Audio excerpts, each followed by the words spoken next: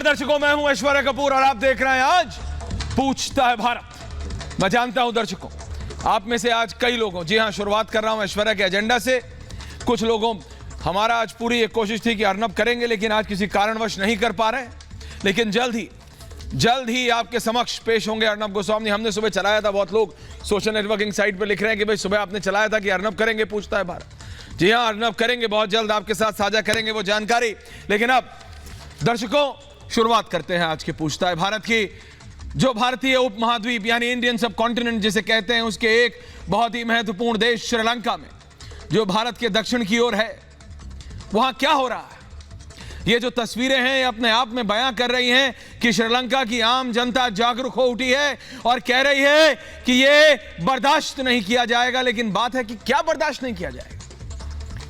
आंदोलन हो रहा है, सब लोग कह रहे हैं आंदोलन हो रहा है, आंदोलन हो रहा है। सब लोग कह रहे हैं जो हो रहा है वो वहां की सरकार के खिलाफ हो रहा है, वहां के लोगों, वहां की सरकार की नीति के खिलाफ। मैं कह रहा हूं नहीं, गलत।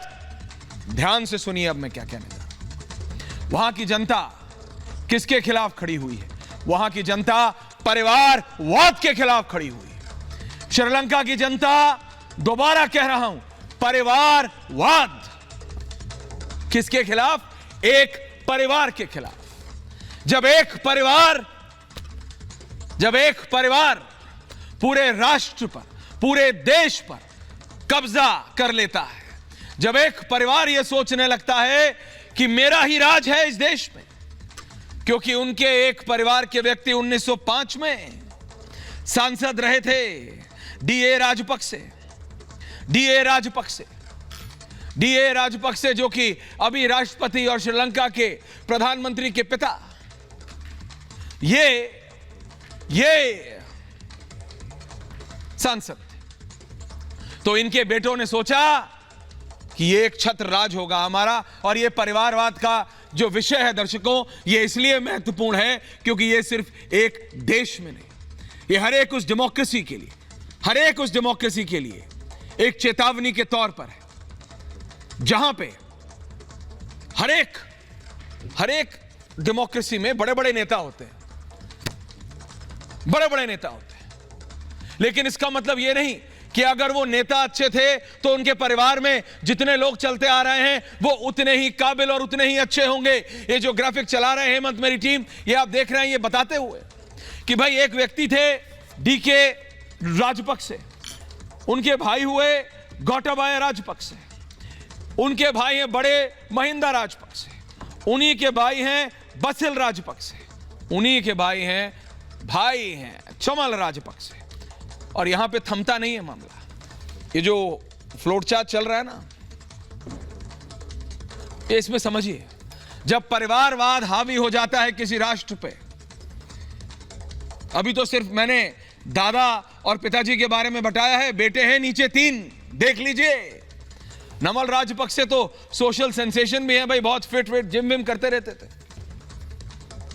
लेकिन जब परिवारवाद राष्ट्रवाद से ऊपर हो जाता है, दोहरा रहा हूं, जब परिवारवाद राष्ट्रवाद से ऊपर हो जाता है तो स्थिति यह होती है जो श्रीलंका में हो रही है। जरा वो श्रीलंका की अनार्की की तस्वीरें चला दीजिए।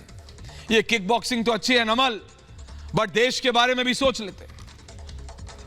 जरा श्रीलंका की तस्वीरें, क्या हालत है वहां की, जरा गरिमा जरा दिखा दी। ये हो गया है श्रीलंका के युवा की हालत। मजबूर कर दिया है एक परिवार, one family has forced the whole country to come out. एक परिवार ने पूरे राष्ट्र को, क्यों पिछले 2 वर्षों से, 24 महीनों से श्रीलंका का 60% कहा जाता है जो बजट था पूरे राष्ट्र का, पूरे देश का संपूर्ण बजट का 60% सिर्फ राजपक्से परिवार इस्तेमाल कर रहा था। सिर्फ एक तरफ एक परिवार है और दूसरी तरफ पूरा देश। और जैसा मैंने कहा, मैं इससे पहले अपने पैनल के पास जाऊं अगले 2 मिनट, मैं कह रहा हूं ये हर एक उस डेमोक्रेसी के लिए चेतावनी है, सिर्फ इंडियन सब कॉन्टिनेंट में नहीं, पूरे विश्व में, पूरी दुनिया में, इन द होल वर्ल्ड। अगर मैं अच्छा करता हूं या अगर मेरे पिताजी ने अच्छा किया तो जरूरी है कि मैं भी बहुत अच्छा होऊंगा? नहीं। अगर डीके राजपक्से बहुत अच्छे नेता थे उस समय के, तो क्या यह जरूरी है कि महिंद्रा महिंदा, गोटाबाया, बासिल और चमल राजपक्षे उतने ही अच्छे होंगे या होते, या चलिए मान लिया है, तो क्या फिर भी यह जरूरी है कि नमल, योशिता और शहींद्र राजपक्षे भी उतने ही अच्छे हैं? बताइए ना, मैं आपसे पूछता हूं। मेरे को इसके बीच सिर्फ एक ही व्यक्ति का नाम याद आता है। मेरे साथ शहजाद पूनावाला इस समय स्टूडियो में मौजूद है, दुष्यंत नागर है, लेकिन मैं इतना कह रहा हूं, मेरे को एक भारतीय नेता का याद आता है और वो है चौधरी चरण सिंह, स्वर्गीय चौधरी चरण सिंह।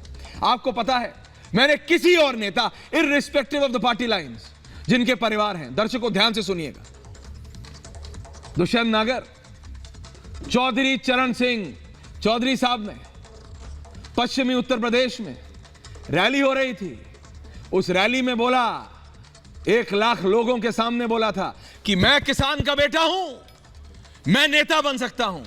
और स्वर्गीय अजीत सिंह के और उंगली करके कहा था, सुन ले, वो स्वर्गीय अजीत सिंह की तरफ उंगली करके कहा था कि यह नेता का बेटा है। यह नेता भरी रैली में कहा था, यह नेता का बेटा है, यह विलायत से पढ़ के आया है, यह नेता नहीं बन सकता, कोई और नहीं है। स्वर्गीय चरण सिंह ने कहा था, किसानों के सबसे बड़े नेता जो आज तक, चौधरी चरण सिंह, ये चौधरी चरण सिंह ने कहा था। लेकिन इसको कौन कितना फॉलो किया, ये आप भी जानते हैं और मैं भी, इट्स फॉर एवरीवन टू सी। लेकिन ऐसे भी नेता हुए हैं, मैं ये बताना चाह रहा था, और भारत में ही हुए हैं, जिन्होंने ये नहीं देखा, जिन्होंने भरी रैली में बोलने के लिए, अपने ही बेटे के लिए, और ऐसा नेता जिसके नाम पे आज भी पीढ़ी दर पीढ़ी, आपको पता है इलेक्शन आते हुए ये सपना आता है कि लल्ला छोड़ गया था, वोट उसी को देना। ये करते हैं कि वो खुद कुछ किया नहीं है या कर नहीं पाए, तो कुछ और करो, हो सकता है आप में कोई और काबिलियत हो।